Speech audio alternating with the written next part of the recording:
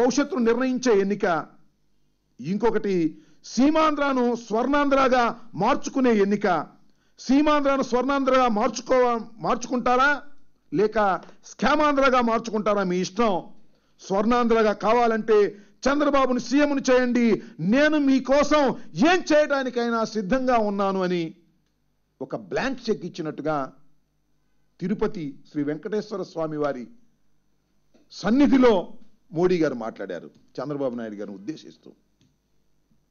కానీ ఇవాళ జరుగుతున్నది ఏమిటంటున్నా, ఇవాళ ఇచ్చిన హామీలు ఏ మేరకు నిలబెట్టుకుంటున్నారు? ఎన్నికల్లో ఇచ్చిన హామీలు కానివ్వండి, రాజ్యసభలో వెంకయ్యనాయుడు గారు ఇచ్చినటువంటి హామీలు కానివ్వండి, మీరు అధికారంలోకి వస్తే ఏ మేరకు చేస్తున్నారంటే, బ్రహ్మాండంగా మాట్లాడినటువంటి వెంకయ్యనాయుడు గారు బ్రహ్మాండంగా పని చేయలేకపోతున్నారు, తెలుగు ప్రజలను సాటిస్ఫై చేయలేకపోతున్నారు అనేటువంటి భావన తెలుగు ప్రజలకు కలిగేటటువంటి అవకాశాన్ని దయచేసి వెంకయ్యనాయుడు గారు ఇవ్వకండి. మీరు ఈ రాష్ట్రానికి ఇచ్చినటువంటి హామీలను నెరవేర్చే క్రమంలో మీరు ముందుకు సాగండి అని ఈ సందర్భంగా వారికి తెలుగు ప్రజల తరపున, వైఎస్ఆర్ కాంగ్రెస్ పార్టీ తరపున వారికి విజ్ఞప్తి చేస్తున్నాం. మాటలైతే బ్రహ్మాండంగా చెప్పారు. అదేదో సామెత చెప్తారు, 100 అబద్ధాలు ఆడి పెళ్లి చేయమంటారు. చిత్రమైన విషయం ఏంటంటే, చాలా అబద్ధాలు ఆడి ఈ రాష్ట్రాన్ని విడగొట్టినట్టుగా అర్థమవుతా ఉన్నది. చేసిన భాషలు ఊసులు అన్నీ మర్చిపోయారు చంద్రబాబు నాయుడు గారు, భారతీయ జనతా పార్టీ వారు. ఇవాళ వేరే విషయాలు మాట్లాడుతున్నారు, అసలు విషయాలను వదిలేసి ఇది సరైనటువంటి పద్ధతి కాదు, దీన్ని సరిదిద్దుకోవడానికి ప్రయత్నం చేయండి అని మాత్రం వారికి విజ్ఞప్తి చేయదలుచుకున్నాం. ఇంకొకటి, రీఆర్గనైజ్ చట్టంలో అనేక అంశాలు పొందుపరిచారు. పొందుపరిచినటువంటి అంశాలు ఏ మేరకు చేశారు, ఈ మేరకు చేసినటువంటి దాఖలాలు కనిపించడం లేదు. ఉదాహరణకు 2 చదివి వినిపిస్తాను. రాష్ట్ర ఆవిర్భావ దినం మొదలుకొని 6 మాసాల వ్యవధిలో ఆంధ్రప్రదేశ్లోని వైఎస్ఆర్ కడప జిల్లాలో సమీకృత ఉక్కు కర్మాగారం ఏర్పాటు గల అవకాశాలు సెయిల్ పరిశీలించాలి. పరిశీలించారా? పరిశీలించిన దాఖలాలు ఎక్కడ కనిపించడం లేదు.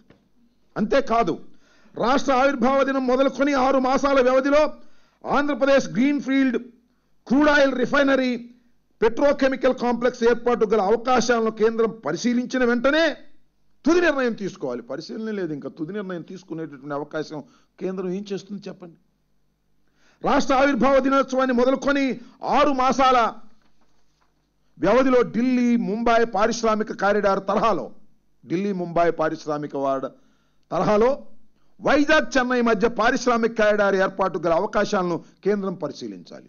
పరిశీలించినటువంటి దాఖలాలు లేవు. ఇలా చెప్పుకుంటూ పోతే ఇంకా 4, 5, 6 రాష్ట్ర ఆవిర్భావ దినం మొదలుకొని ఏడాది వ్యవధిలో Visakhapatnam, Vijayawada, Guntur, Tenali metropolitan urban development authority పరిధిలో మెట్రో రైలు ఏర్పాటు గల అవకాశాలను పరిశీలించాలి. పరిశీలించినట్టుగా మొన్న వచ్చారు.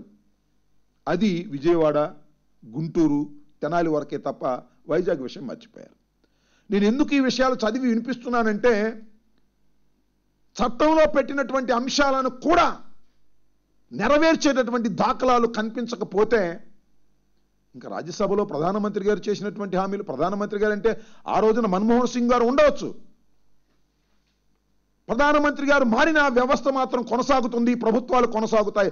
ఆ ప్రధానమంత్రి గారు చేసినటువంటి హామీలను మీరు ఆ రోజున బలపరిచినటువంటి భారతీయ జనతా పార్టీ ఈ ప్రధానమంత్రి గారు పట్టించుకోకపోతుంటే, చిత్రమైన విషయం ఏంటంటే, మన ముఖ్యమంత్రి గారు అసలు పట్టించుకోవడం లేదు.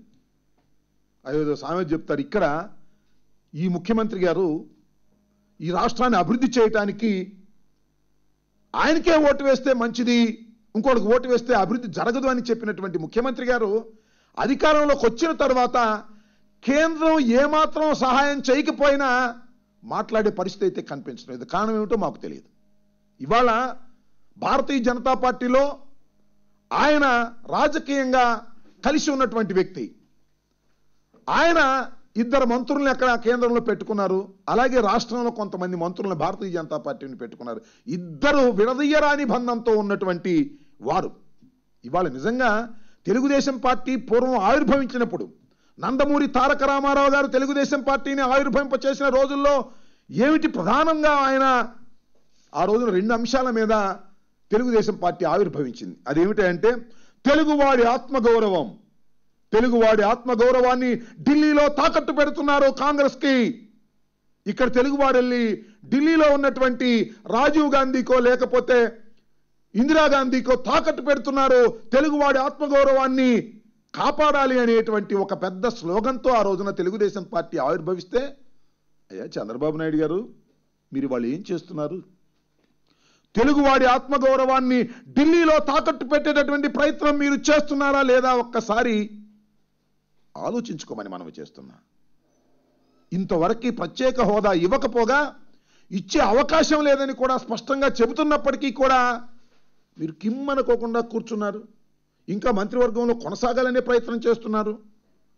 తెలుగువాడికి ఇంత అన్యాయం జరుగుతుంటే, చీలిపోయినటువంటి తెలుగు రాష్ట్రానికి ఇంత అన్యాయం జరుగుతుంటే మీరు తీసుకెళ్లి తెలుగువాడి ఆత్మగౌరవాన్ని తాకట్టు పెట్టే విధంగా ప్రవర్తిస్తున్నారు తప్ప గట్టిగా ఎందుకు మాట్లాడలేకపోతున్నారు? కనీసం ఒక లెటర్ అయినా రాశారా అని అడుగుతా ఉన్నా.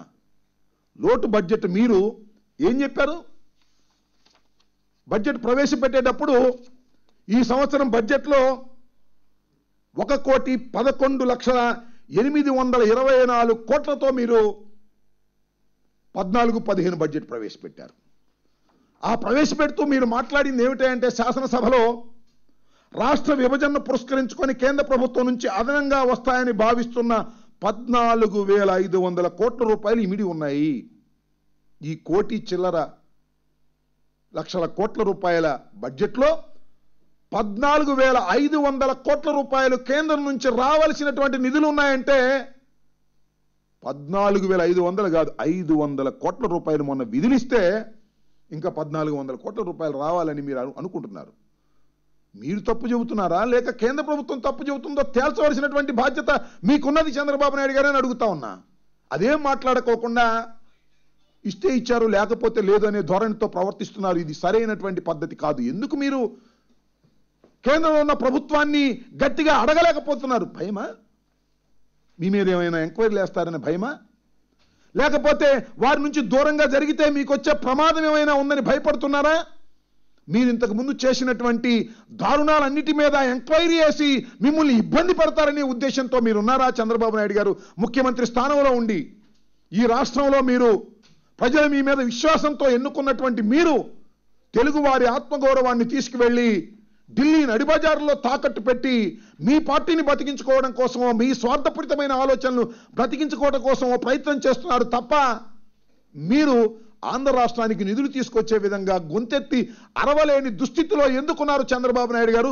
తెలుగు ప్రజలకు చెప్పవలసినటువంటి బాధ్యత మీ మీద ఉన్నదని మనం చేస్తున్నాం.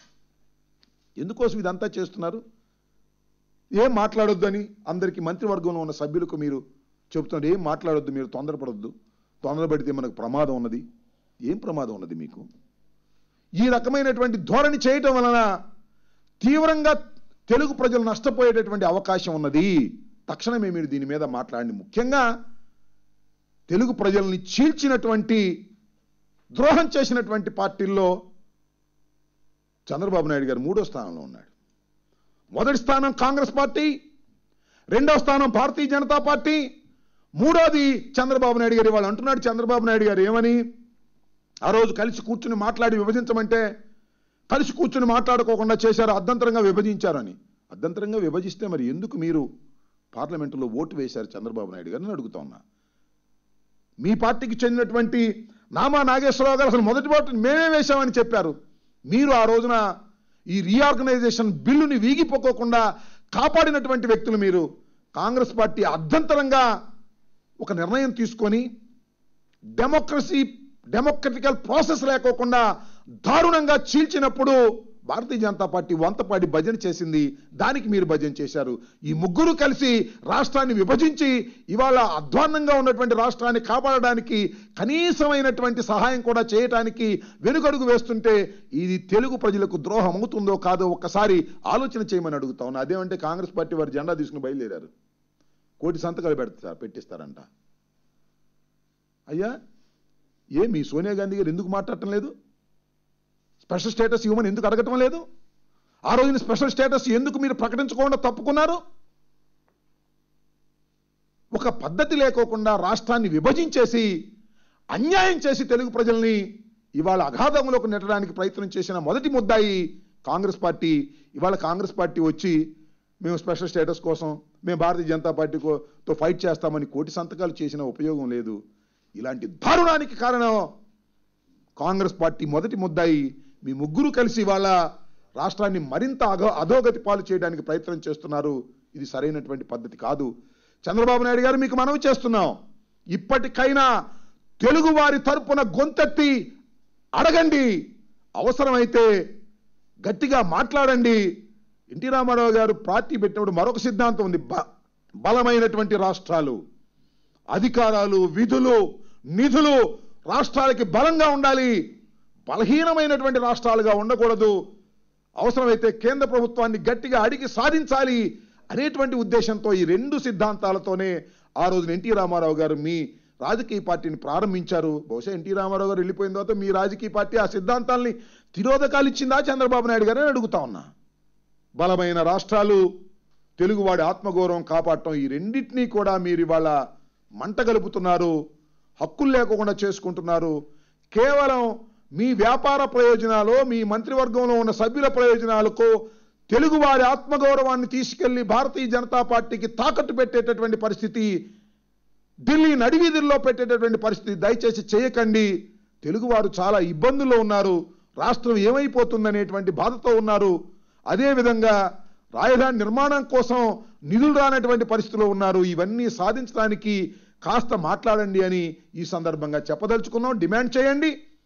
మీరు వీటిని సాధించేటటువంటి శక్తి ఉన్నదని ప్రజలు భ్రమించి మీకు ఓట్లు వేశారు.